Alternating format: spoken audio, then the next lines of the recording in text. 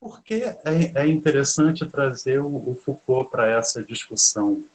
Porque o Foucault, ele não traz na teoria dele um conceito de memória social como traz o Nietzsche, como traz o Hauerwas, né?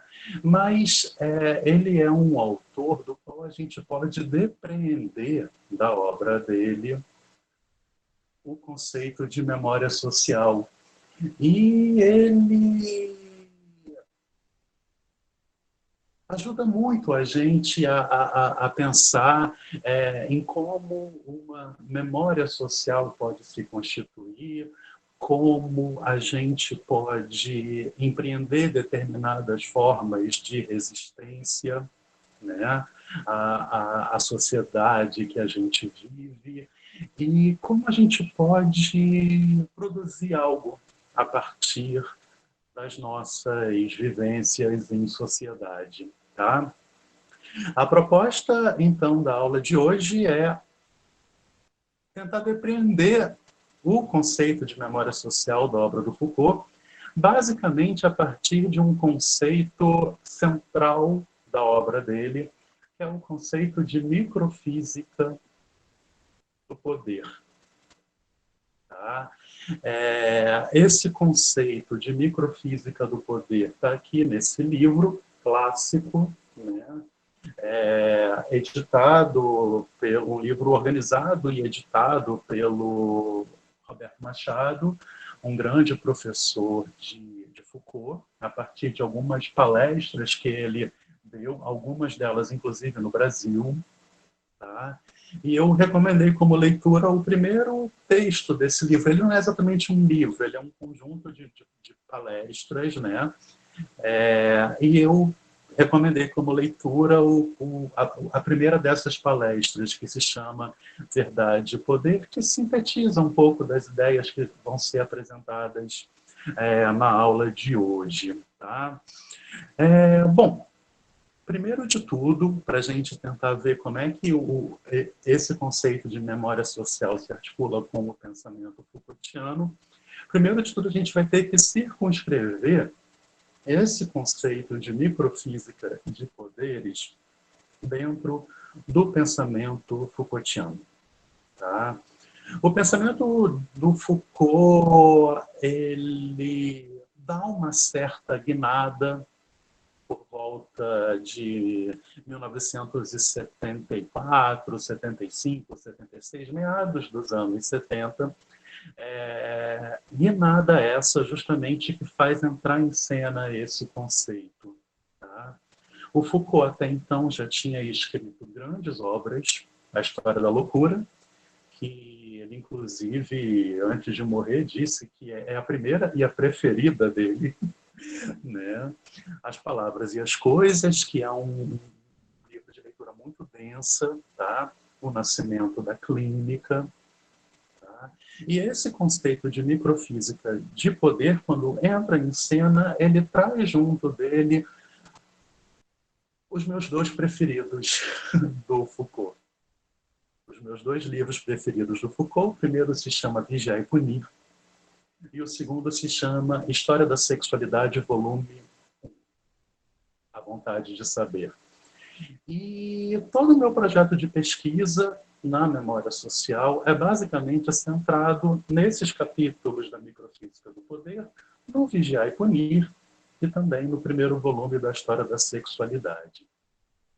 Bom, a primeira coisa para a gente tentar entender o que é a microfísica do poder e, a partir daí, derivar um conceito de memória social.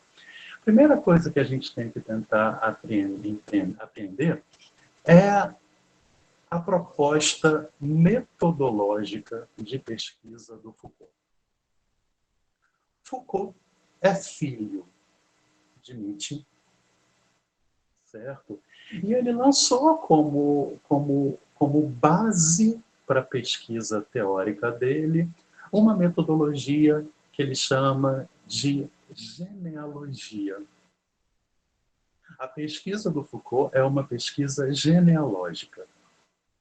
E com isso ele quer trazer à tona os talvez três principais postulados dessa metodologia genealógica. Primeiro de tudo, a genealogia vai problematizar o conceito de origem. Segundo, a pesquisa genealógica vai problematizar o conceito de verdade. Terceiro, o método genealógico vai problematizar o conceito de identidade. Certo? Três conceitos centrais da história da filosofia: origem, verdade e identidade, vão ser problematizados pelo Foucault, assim como o foram anos antes por Nietzsche. Vamos lá, falar brevemente sobre esses três pontos. Primeiro, a pesquisa genealógica traz uma problematização da ideia de origem. Tá? Não interessa ao Foucault descobrir a origem dos fenômenos que ele estuda. Descobrir um marco zero a partir do qual tudo passou a ser diferente. Como é que a historiografia tradicional fazia? O Foucault era um historiador, tá? Como é que a historiografia tradicional fazia? Eles explicavam toda a história a partir de um grande acontecimento e um grande super-homem. Tipo, o Brasil foi descoberto em 22 de abril por Pedro Álvares Cabral. A psicologia foi inventada por Wundt em 1879. A Revolução Francesa aconteceu no ano de 1780 e alguma coisa. Tá? O Brasil se tornou independente em 1822. Esse é um modo de explicar a história, segundo o Foucault, um tanto problemático. Por quê? Quem disse que a psicologia foi inventada em um dia? Quem disse que o Brasil foi descoberto em um dia? Quem disse que uma revolução do porte da Revolução Francesa foi feita durante um ano? Quem disse que a independência do Brasil se deu em um ano específico? Não. Há coisas que vão acontecendo. As grandes mudanças sociais, as grandes invenções das ciências vão acontecendo ao longo de anos, ao longo de décadas e ao longo de séculos. E qualquer tentativa historiográfica de tentar reduzir todo esse turbilhão de acontecimentos a um único evento acaba fornecendo uma explicação viciada para os fenômenos estudados. Então, primeiro de tudo, a pesquisa genealógica problematiza a ideia de origem. Segundo, a pesquisa genealógica vai problematizar o conceito de verdade. Desde Platão, a verdade foi conceituada como aquilo que está fora desse mundo, certo? E ao qual a gente só pode ascender pelo meio da razão. Nós vivemos num mundo de erro, certo? Sempre em comparação com o mundo verdadeiro que está para além desse mundo. E nós somos mais verdadeiros ou menos verdadeiros a depender da comparação que a gente faz com esse mundo das ideias. Tá? E a gente pode dizer que o pensamento filosófico, ele meio que foi organizado no sentido de tentar problematizar essa concepção platônica, cada um à sua maneira, alguns concordando com o Platão, outros desconstruindo, outros concordando e problematizando ao mesmo tempo, até que o Nietzsche chega e faz uma problematização incisiva. O Freud transforma esse conceito de verdade em cacos, né? E o Foucault, pós-freudiano e pós-nietzschiano, ele vai tentar fazer uma reversão na relação entre pensamento e verdade. Até então, o pensamento era empreendido para descobrir verdades. E o Foucault vai chamar a atenção para o fato de que muitas vezes essa verdade que a gente pensa que nós cientistas descobrimos, elas são por nós produzidas. Por exemplo, o transtorno de déficit de atenção é algo que a psicologia descobriu ou é algo que ela própria produziu?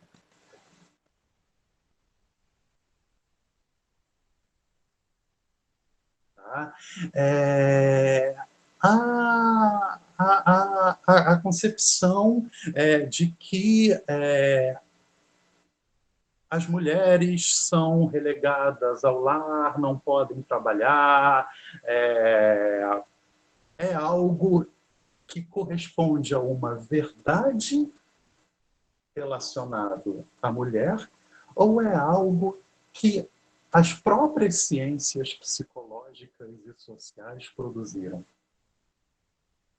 Em até que ponto não é a ciência quem produz as verdades que ela pensa que ela descobre? Segundo ponto, uma problematização do conceito de verdade. Terceiro e último, uma problematização da ideia de identidade. O indivíduo, a identidade, não estariam necessariamente ligadas a qualquer espécie de essência, como preconizava o pensamento tradicional. Não existe uma essência individual. Não existe uma essência do que é mulher, não existe uma essência do homem, não existe uma essência do homossexual, não existe uma essência do heterossexual. Não. Qualquer identidade, qualquer indivíduo é sempre um produto. E é aí que a gente chega no ponto. Um produto de determinadas artimanhas de poder. Nós, indivíduos, somos produzidos pelo que o Foucault chama de malhas microfísicas de poder. A sociedade que a gente vive, o país que a gente vive, e qualquer grupo que qualquer um de vocês forem estudar, segundo a pesquisa genealógica, muito mais do que possuir uma essência, eles são produzidos por determinadas artimanhas de poder. Certo? Vamos lá, então.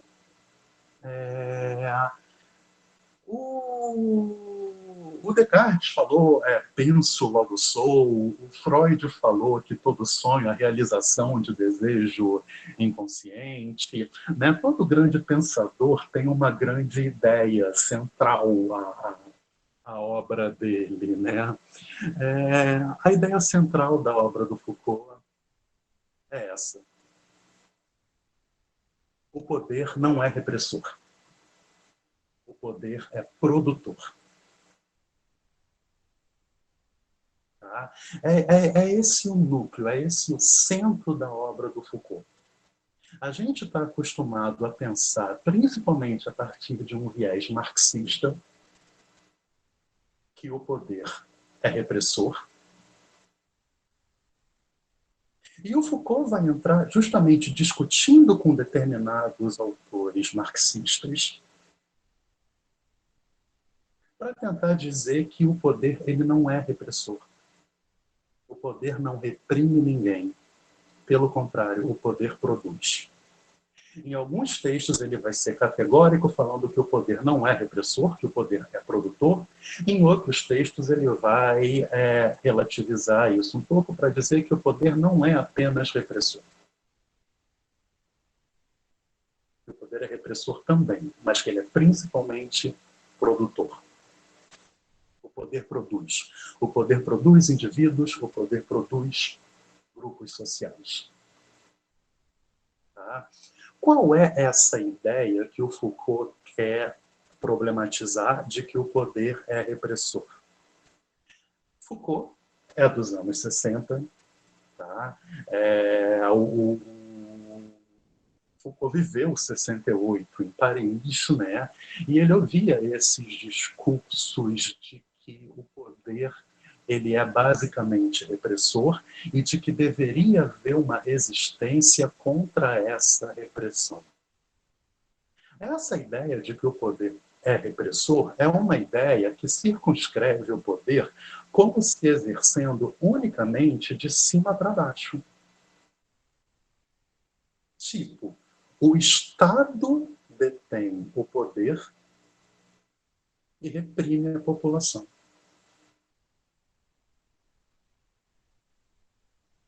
Certo? Quem detém o poder é o presidente da República. E nós todos somos reprimidos por ele. Algo que determinadas concepções marxistas também traziam à tona. O patriarcado reprime as mulheres.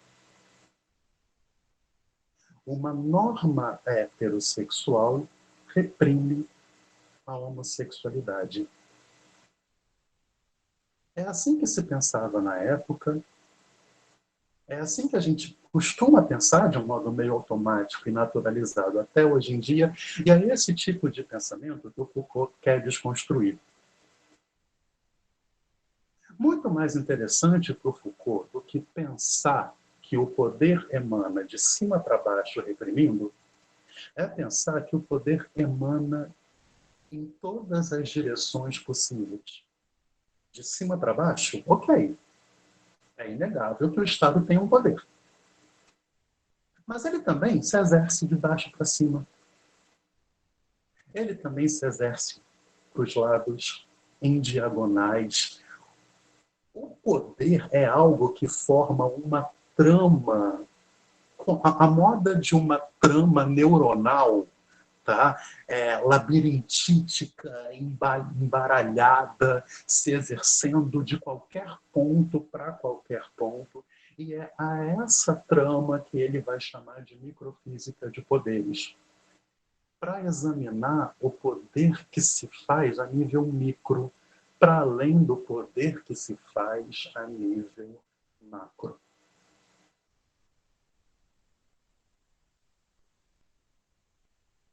O Estado exerce um poder sobre os indivíduos, sim. Mas os indivíduos também exercem um poder sobre o Estado. Os indivíduos também exercem um poder sobre si. E ninguém detém o poder para o Foucault. O poder ele é alguma coisa que vai circulando a partir daí. O patriarcado exerce uma repressão em relação às mulheres? Sim. O poder, nesse caso, se exerce de cima para baixo? Sim. Mas também de baixo para cima. As mulheres também são detentoras de poder. As mulheres exercem poder sobre o patriarcado, as mulheres exercem poder entre elas em todas as direções. Uma norma heterossexual reprime a homossexualidade? Sim. A norma heterossexual exerce um poder sobre os homossexuais? Sim. Mas esse poder não dá só de cima para baixo, também dá de baixo para cima. Também dá em todas as direções possíveis numa trama neuronal. Se a gente imaginar esses desenhos que fazem do nosso cérebro, das nossas cadeias de neurônios interligadas, é exatamente isso que o Foucault chama de uma microfísica de poder. Tá? Poderes que podem caminhar em várias direções e não numa direção privilegiada. Tá? E por que é interessante pensar assim? Por que é interessante pensar que o poder não exerce só de cima para baixo? Porque grandes mudanças sociais podem ser feitas a partir daí. A gente não precisa derrubar grandes líderes para resistir. A gente não precisa acabar com todo um sistema para produzir algo. Porque quando a gente se queixa de repressão, a gente automaticamente se vê como destituído total de poder. Fraco. E quem vai conseguir alguma mudança desse jeito? Não. A gente detém poder. E a gente pode levar isso para todas as direções possíveis. Antes da gente começar a aula, eu estava conversando com o Eliezer e com a Johanna sobre esse ensino remoto que a gente está vivenciando, né? E a gente estava discutindo os prós e os contras desse ensino remoto. Existe muita coisa horrível, existe muita coisa boa, e existe também tudo aquilo que há entre o bom e o horrível, porque tem muita coisa entre o bom e o horrível, né? Porque se é para desconstruir de cima para baixo, vamos desconstruir também só de baixo para cima, e todos os binarismos possíveis, né? Enfim, a gente se cansa mais, a gente perde conteúdo, mas, por exemplo, essas aulas podem chegar nos interiores do Brasil. E isso é um ato político. Isso pode promover uma mudança social. Se todos nós, professores, formos, de uma certa maneira, levar conhecimento para os interiores do Brasil. Isso é uma resistência que pode se dar independente de quem está no poder. E uma resistência não é necessariamente bater de frente com quem está no poder. Não. A resistência pode ser feita de ladinho. A resistência pode ser feita em várias direções possíveis, e inclusive querer lutar contra o Estado. Mas não apenas essa. Tá? Então, é vantajoso a gente pensar assim, dessa forma. O poder não é repressivo. A gente acaba problematizando, de acordo com o Foucault, todas essas concepções de que há um agente repressor por trás de tudo. A gente muitas vezes é acostumado a pensar que, por exemplo, uma Rede Globo está por trás da eleição do Bolsonaro, do golpe na Dilma, que a Veja está por trás disso, que os Estados Unidos, que a CIA, que a KGB está fazendo essas misérias todas com a gente. Tá? Pensar de acordo com esse viés é pensar de acordo com um viés repressivo. Mas se a gente pensar de acordo com essas tramas microfísicas de poder, como é que o Bolsonaro chegou ao poder?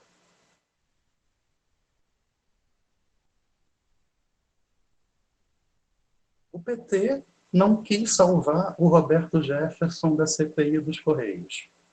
O Roberto Jefferson denunciou o mensalão do PT. Certo? E o poder foi exercido aí. E alguma coisa que estava completamente estável passou a se instabilizar. Tá? O pessoal, a ala mais esquerdista do PT larga o PT e funda o PSOL. O PT perde o poder. As coisas começam a ficar assim. Tem uma Rede Globo pressionando. Tá? Mas isso não é um fator determinante, é apenas um dos elementos em jogo na trama microfísica. As passeatas de 2013. Tudo isso vai trazendo uma certa instabilidade, tá? Até que uma nova configuração social vai se emergendo. Não a partir de um único fator, mas a partir de vários fatores, a partir de vários acontecimentos que ora atuam em conjunto, ora exercem poder em determinada direção, ora em direções divergentes, ora que simplesmente se atravessam. E é assim, tá? Que um determinado fenômeno é explicado, por exemplo, sem que se leve em conta a ideia de origem. Não há uma origem única. Há uma série de acontecimentos que vão se organizando e que acabam deixando as coisas como elas estão hoje em dia. Tá? E é justamente daí que a gente pode deduzir um conceito de memória social em Foucault. Certo? Um conceito que não existe na obra do Foucault. Mas que é inegável que o Foucault seja um pensador da memória social. Porque ele justamente traz à tona uma análise de uma trama de poderes, tá? Que produzem os determinados agrupamentos e os determinados sujeitos que qualquer um de vocês esteja estudando.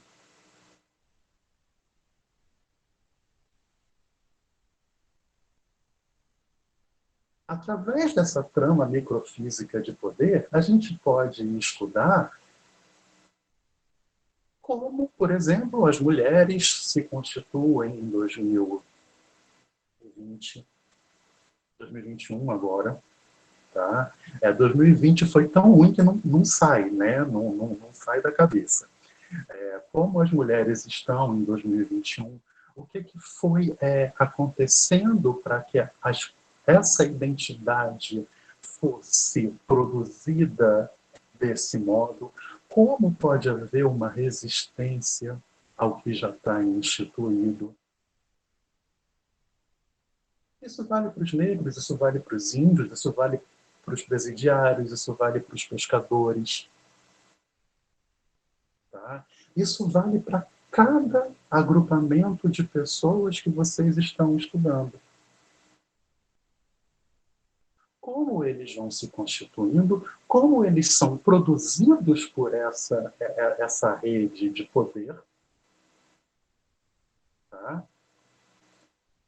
Como essa identidade que eles hoje possuem são extremamente frágeis, porque a gente não precisa ficar esperando um grande acontecimento que revolucione o mundo, não. A gente cotidianamente, num domínio micro, pode ir resistindo e pode ir implantando determinadas mudanças. Tá? É isso que o Foucault está trazendo. E mais do que tudo, se dentro dessa trama microfísica a própria ideia de origem é problematizada, a própria ideia de verdade também é problematizada, porque a verdade ela é algo que vai se produzindo. Nós podemos produzir verdades ao invés de descobri-las. E é claro que isso implica também toda uma postura ética em relação a gente, porque não é só porque a gente tem o poder de produzir verdades que a gente vai sair produzindo qualquer verdade, né? Até porque a verdade ela não existe. Né? O Foucault ele prefere falar de coisas que têm efeitos de verdade.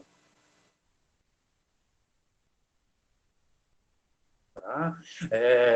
Coisas que funcionam tal qual fossem verdades. E quais são essas verdades? As verdades justamente ligadas às nossas identidades. Tá? A identidade tanto de um grupo quanto a identidade de um indivíduo. Que de identidade não tem nada, porque é a coisa mais instável que existe. Certo? De início a um poder. Se é que a gente pode falar de um de início para o Foucault. De início ao exercício de um poder. Um poder que se exerce. E que não é propriedade de ninguém. Mas do qual todo mundo pode se apropriar instantaneamente para produzir determinadas mudanças e perdê-lo exatamente no instante seguinte.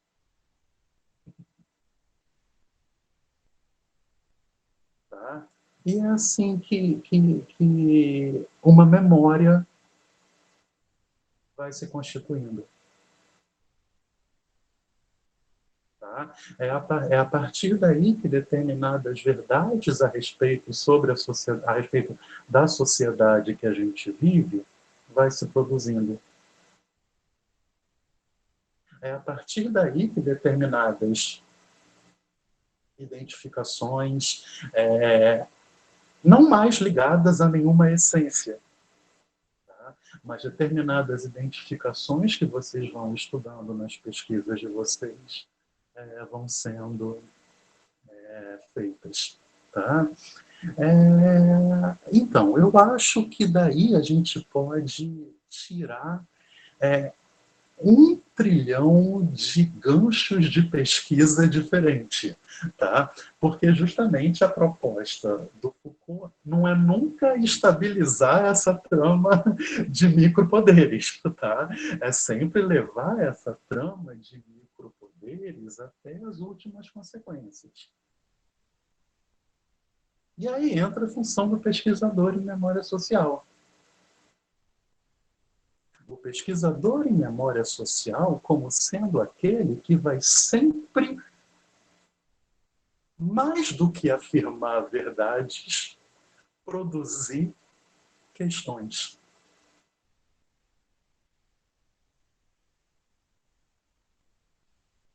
Para desestabilizar o que está instabilizado. E se produzir sempre coisas novas. E quando a gente sentir que os resultados desses nossos questionamentos se tornam por demais institucionalizados, a gente vai questionar de novo. E assim as coisas vão se fazendo, assim o nosso objeto de pesquisa vai se constituindo a partir de um determinado exercício de poder, tá? Que a gente pode lançar mão. Tá? E quando eu falo lançar mão de um exercício de poder, é óbvio que eu não estou falando de um poder enquanto repressivo, de um poder enquanto repressor. Né? Eu estou falando sempre de produção. Produção, numa tentativa de ver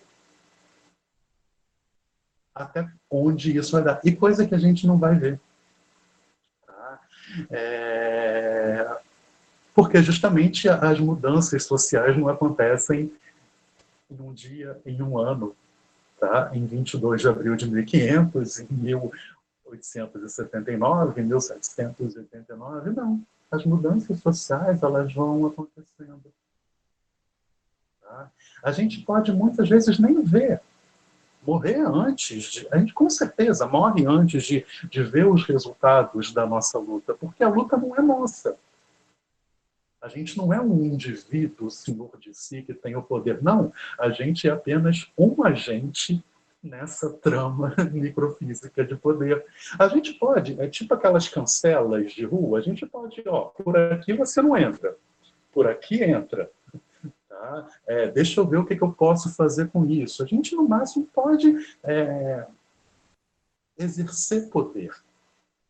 Tá? Mas, ao mesmo tempo que a gente exerce o poder, a gente também é exercido pelo poder. tá? E a gente é sempre apenas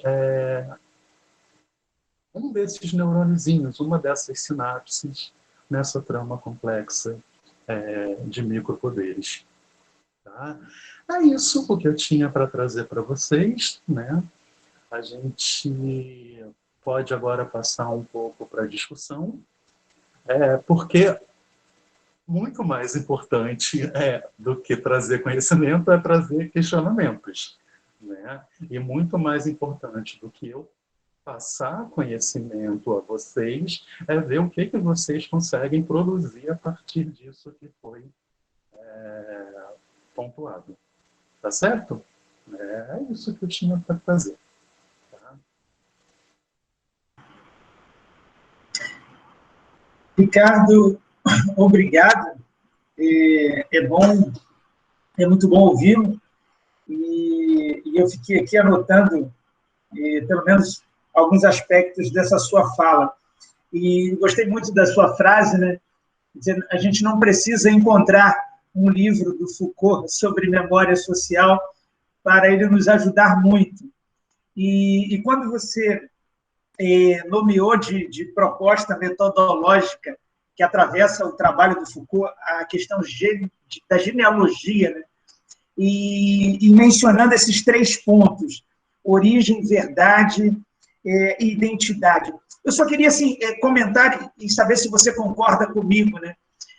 Esses trabalhos exploratórios que fazemos a partir da dinâmica, para entender como funciona a dinâmica de construção da memória, de memórias e as disputas de grupo, esse terceiro elemento me parece bem fundamental, né, da questão da identidade. Né? Enfim, a gente faz pesquisa social, em grande medida, pesquisa social aplicada, porque a gente comumente está trabalhando com algum tipo de intervenção. Você acredita, então, assim, que esse terceiro elemento seria uma grande contribuição para a maior parte dos nossos trabalhos, assim, de problematização de como funciona disputas e a dinâmica por poder sobre versão do passado, nos grupos sociais? Sim, exatamente. É exatamente esse o ponto, tá? A nossa linha de pesquisa, minha linha de pesquisa da Johanna, a gente tem como matéria eletiva, como matéria optativa, né? Justamente uma disciplina que se chama Memória e Diferença, onde a proposta é cada semestre ser feito de uma determinada forma diferente, mas sempre problematizar o conceito de identidade. Tá? E tentar positivar, para além da dimensão identitária, toda a dimensão das diferenças que podem existir. E isso é feito tanto através de uma denúncia de que qualquer dimensão identitária pressupõe uma negação do diferente, tá? Tipo, eu só posso me dizer um cara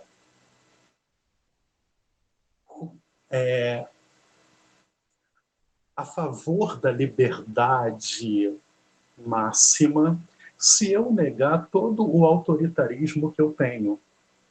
Mas, no entanto, esse autoritarismo vai estar sempre presente, né?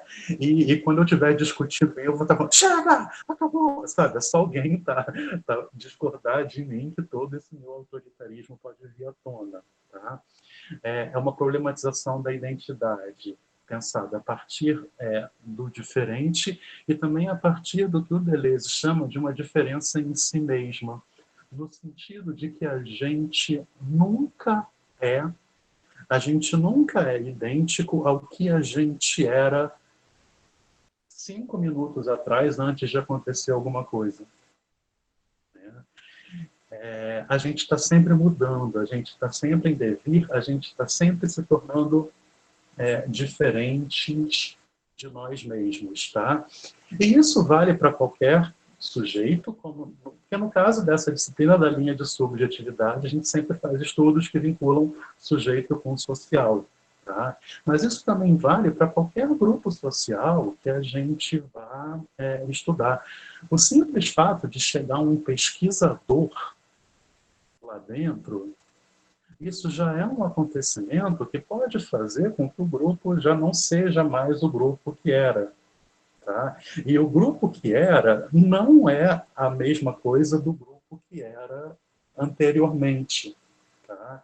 A gente, por uma tradição muito platônica, a gente acaba tentando conceber o conceito de identidade de uma forma confortável, né? Como se o idêntico fosse idêntico a si mesmo, né? Mas o idêntico ele pode ir se diferindo o tempo todo. Então, assim, cabe a gente tomar um pouco de cuidado, certo? E ver se a gente realmente está descobrindo uma verdade a respeito daquilo que a gente estuda, tá? Ou se verdades estão sendo produzidas, sendo que nenhuma verdade é absoluta. Tá? Se outro pesquisador for para lá estudar, ele pode fazer surgir daí algo que tenha um efeito de uma verdade diferente. Né? E a gente também vive numa sociedade platônica também, a culpa é sempre dele, tá? Aonde a gente pensa assim, que um é mais verdadeiro que o outro, então eu vou sair na briga com esse outro pesquisador para ver quem detém mais a verdade sobre aquilo que a gente estuda. Quando, na verdade, entre aspas,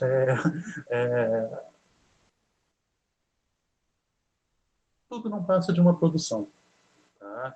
Mas não é porque é uma produção que é menos verdadeira, porque tem esse efeito de verdade, tá? Então, isso engloba toda uma postura ética do pesquisador, todo um cuidado, tá? E eu acho que essa postura ética, ela tem muito a ver com isso que eu trouxe. É muito mais importante questionar do que fechar. Tá? O Chico Science fala que é se desorganizando que a gente pode se organizar. E é exatamente disso que se trata. A questão é sempre se desorganizar, mas de repente não como para se organizar, mas se desorganizar para se desorganizar. Uma organização é uma coisa ideal. Tá? É alguma coisa que pode, que talvez nunca seja atingida. Tá? É isso.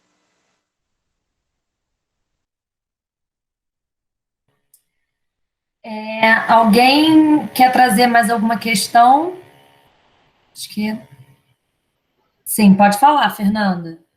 Então, obrigada, professor Ricardo, muito bom lhe ouvir, e eu concordo muito, porque realmente eu acho que em qualquer momento que a gente começa a pesquisar sobre determinado tema, a gente se depara com essas relações de poder, né? Que ela vai muito além realmente dessa relação, que claro que eu concordo, né? Daquele que detém o meio de produção, daquele que, né, é o capitalista e tal.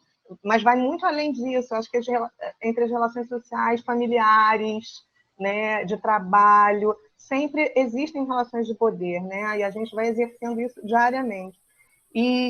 Mas quando o Foucault ele fala que as relações de poder elas são produtoras, que eu também concordo, mas você não acha também que elas sempre também são repressoras, de alguma forma? Porque mesmo nas relações sociais, por exemplo, de trabalho, a gente tem uma hierarquia. Então, aquele que está hierarquicamente superior a alguém, ele também pode reprimi-lo, não é? E existem várias formas de repressão também, não é? E essa reação, essa resistência, ela pode ser individual ou ela pode ser em grupo. E ela, de todas as formas, essa semana, por exemplo, a gente estava vendo em algumas denúncias assim, de assédio sexual e assédio moral. Sempre tem, atrás disso, também uma relação de poder, né? Então, dessa forma, eu encaro que é tanto produtor como repressor. Uma não exclui a outra, não é isso? Sim, Fernanda, é exatamente isso que o Foucault está trazendo. Não é que o poder não seja repressor. O poder é repressor também. Né? Se ele está criticando justamente a ideia de identidade, ele está criticando qualquer ideia que leve uma coisa é isso. Tipo, o poder é repressor. Não, o poder ele é repressor, ele é produtor, tá? Ele se exerce de vários modos diferentes, tá? É claro que, por exemplo, você fala numa hierarquia. É claro que quem está acima dessa hierarquia exerce um poder. Agora, o grande barato é que esse poder não necessariamente é repressor. Tá?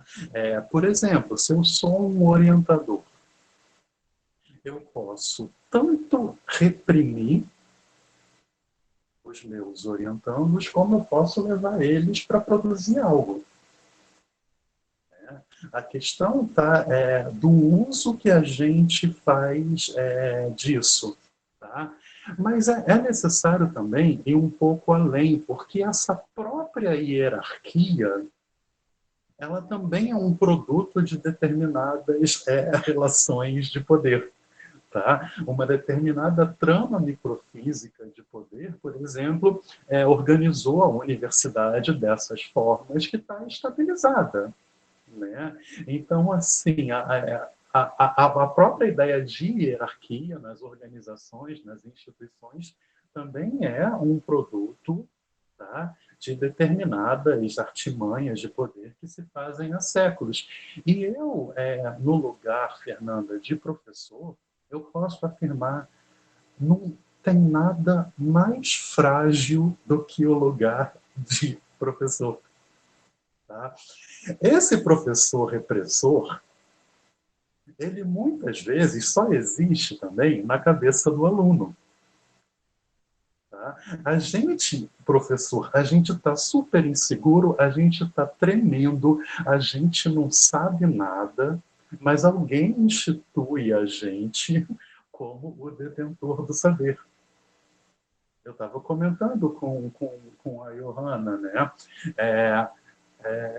Eu sou um professor assim, eu não ligo para avaliação, eu acho que a avaliação vai sendo feita ao longo da vida de alguém, mas, sabe, não preciso de ninguém, que ninguém faça um trabalho perfeito, com quantas linhas, com quantas páginas. E todo mundo fica super apreensivo comigo, por mais que eu diga 30 vezes, tá? Que eu não vou ficar cobrando nada do tipo. Tá? Então, também, o agente repressor, é isso que eu estou tentando te dizer, o agente repressor, ele também é fruto de uma artimanha de poderes. Tá? Ele não é repressor porque ele é forte, ele não é repressor porque ele pode tudo, ele é assim porque tem todo um sistema de poderes que coloca ele nesse lugar. Tá? Se eu vou agir conforme isso ou não, uma proposta ética minha, tá? Mas, assim, o repressor também é um produto. É isso que é importante a gente saber, tá? O repressor é fraco. Tá? O tirano, ele é fraco. Ele é um fracote. Tá? Um covarde, né? É um covarde. De tão covarde ele se torna tirano. Sabe, assim, quando a gente sabe que o repressor ele é fraco, a resistência se torna mais palpável, uma mudança social pode ser feita de uma forma mais plausível, muitas vezes até. Né? É isso, há repressão. Ninguém tem dúvida disso, embora o Foucault, para ele ter querido marcar, querido é horrível, não sei nem se essa palavra, para ele ter querido marcar um terreno, ele muitas vezes foi categórico, o poder não é repressor. Em outros artigos ele fala, na grande maioria, o poder é repressor também. Mas em todos ele situa esse agente repressor como um produto, como um efeito. Tá? Jamais como o princípio de tudo. A Rede Globo, que a gente fala, a maior agente repressora do Brasil é a Rede Globo. Se caga de medo do PT, se caga de medo da Record, se caga de medo do Bolsonaro. Sabe? É fraca, é frágil. Né? Nesse sentido que é interessante a gente pensar. Tá, Fernando?